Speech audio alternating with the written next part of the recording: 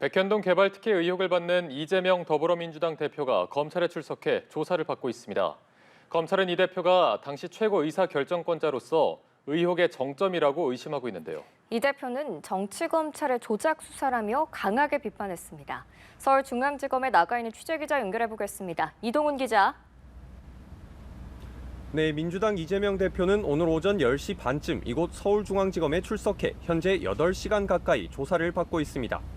성남FC 대장동 위례 사건에 이은 4번째 검찰 출석인데 이 대표는 이번에도 검찰 수사를 정치 수사로 규정하며 강하게 비판했습니다. 직접 들어보시겠습니다.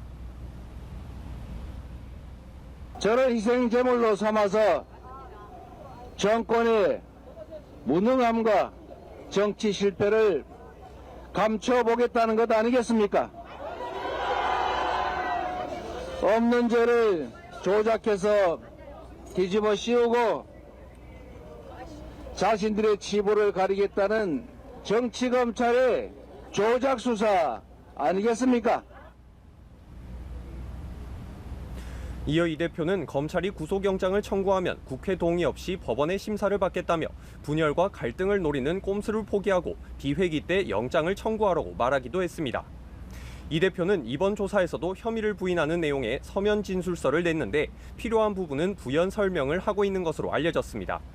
검찰은 300쪽 분량의 질문지를 준비해 의혹 전반에 대한 이 대표의 입장을 확인한다는 방침입니다. 이 대표는 지난 대장동 건으로 소환됐을 당시 10시 반쯤 조사를 마무리했는데요. 이번에도 저녁 9시 이후 심야 조사를 거부하면 비슷한 시간에 나올 가능성이 있습니다.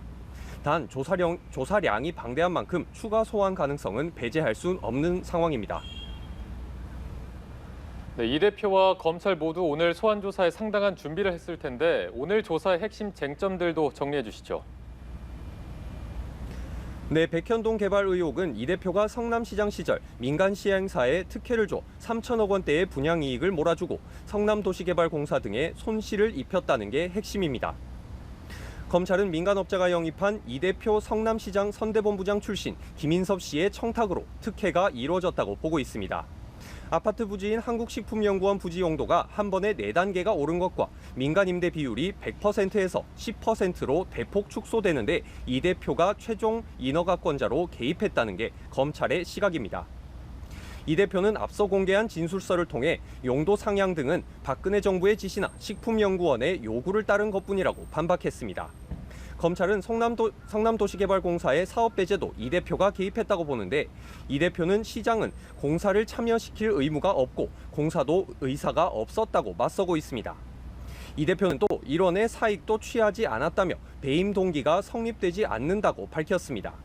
하지만 검찰 관계자는 성남도시개발공사가 확보할 수 있는 이익을 청탁을 받고 포기하고 이익을 민간업자에게 몰아준 행위만으로 배임에 해당한다며 사익 추구와 배임은 무관하다고 설명했습니다. 아울러 이 대표의 정치 수사 비판에 대해서는 지난 정부에서 의혹이 제기돼 감사원에서 감사를 진행했고 특혜가 확인돼 수사 의뢰가 들어온 것이라며 받아들이기 어렵다고 맞받았습니다. 지금까지 서울중앙지검에서 전해드렸습니다.